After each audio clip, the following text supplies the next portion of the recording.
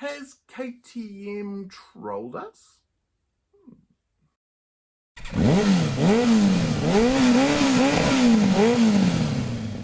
So yesterday was a flurry of activity. KTM posted onto its Facebook pages across the world that a new bike was coming with a teaser video. It was all black and white. There wasn't really a good look at the bike, but a few of us started frothing at the mouth when we sort of started thinking, oh, could this be the new 390 Enduro that we've sort of seen spy shots of, or is this maybe the long-awaited 490 Adventure?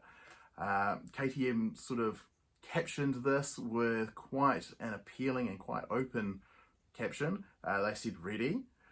Something new is on the way. Check back tomorrow for the full reveal. So I sort of sent a flurried email off to KTM's marketing manager in Australia, Rosie Lalonde. I was all excited. I was thinking, yes, this is going to be awesome. And when I woke up this morning, I was a bit deflated. So what we woke up to wasn't at all what we were expecting, what any of us were hypothesizing.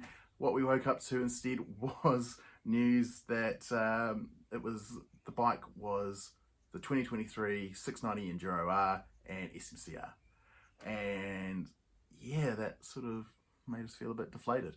So why are we feeling so deflated and let down by KTM? Well, it comes back to that caption, and something new is on the way. When you say new, you're kind of implying that it is something we haven't seen before, something that is exciting, something different. And what we woke up to is basically, in a nutshell, bold new graphics and a different seat cover on the 690 Enduro R, which is, yes, technically it's new if you're playing fast and loose with the term, but it's hardly a new bike. The LC4 platform dates back to 2008 in its current form, and it can probably trace its lineage back even further. I'm no KTM expert. The second reason why a few of us were disappointed is that we really believe KTM has the ability and means to plug the gaps left in the motorcycle market, left by the Japanese rolling back their off-road bikes. It's no surprise, a lot of the Japanese bikes have sort of faded away. Yamaha got rid of the WR250R, which was a tremendous bike. Kawasaki has released the KLX 300 and 300 SM, but that's not available in all markets due to its lack of modern tech, particularly ABS. So KTM seems to be the manufacturer best placed to fill these gaps. And in particular, there's that gap of road legal Enduros or supermotards. Suzuki's mighty DRZ 400 and SM, they just went the way of the dodo here in New Zealand, not because of emissions, but because they lack ABS. So as a whole, that whole part of the market, the dual sport market, is kind of teetering on the edge.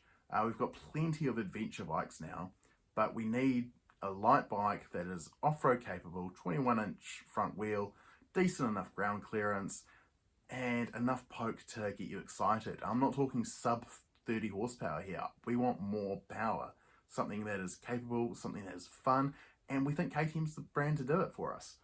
So the idea of, say, a 390 Enduro R with KTM's proven 43 horsepower 390 engine as seen in the Duke and the 390 Adventure, if you chuck that on a chassis with a bit more ground clearance than the 390 Adventure, doesn't need to have the most amazing suspension, it just needs slightly longer travel than the 390 gives us. Give it ABS and traction control just like the 390. It doesn't need a TFT screen, it could rock the small LCD screen of the 690.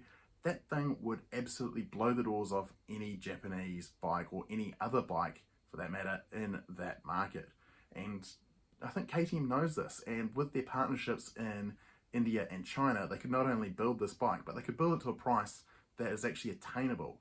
And that's a big problem with the market right now, is we've got plenty of these small, lightweight, entry-level bikes, but there's nothing to fill the gap between, say, the CRF 300 range, the 390 Adventure, and the KLXs, and the 690s. So here in New Zealand, price for a new 390 Adventure is, say, just over $11,000. To get into a 690, you're paying nearly double that price. There's nothing in the market that can fill the gap in between. Yes, I know that we can talk about the EXC range and how they can be road legal, but here in New Zealand at least, and I imagine a few other places, they're a bit tricky to get on the road. You've got to have the road legal kit. In New Zealand, you have to get them exempted from the ABS laws, which are a right pain in the butt, and they aren't exactly the most nice road bikes at the end of the day. They're a dirt bike.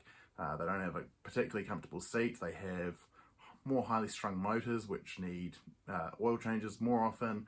They lack in a few general amenities, but when you get on the dirt, they're awesome. But we want a bike that has longer service intervals, can be street ridden daily, and pretty much left alone.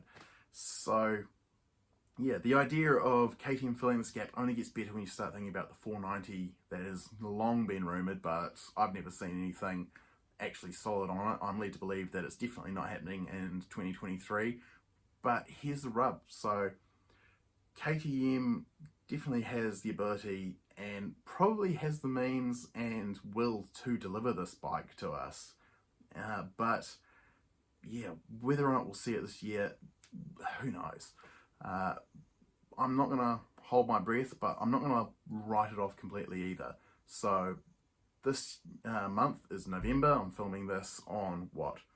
It is the 3rd of November today, and next week is the EICMA Motor Show in Milan. That is motorcycling's biggest motorcycle show, and that is where the manufacturers tend to drop their most exciting models. We get a fair trickle of new bikes coming in the lead up to Milan, and then at EICMA they drop the bombshells on us. So I'm not holding my breath, but I am fingers crossed that we're going to see some exciting stuff next week. So I don't know if I'll do another video like this next week. We'll see how it goes, but fingers crossed that someone plugs that gap in the market, because I'm ready for something more exciting than my 250 rally, and a 300 ain't going to cut it.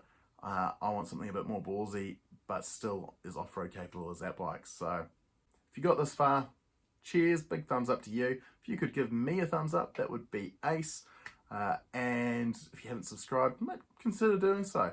I'm hoping to make more videos like this in the studio, depending on time allowances, depending on the small gremlins that live in my house that demand feeding and walking and all sorts of other things you do with children. So yeah, more subs means more motivation to me to produce more content. So until the next video, I've been Matt, you've been watching On Throttle. I'll catch you on the next video.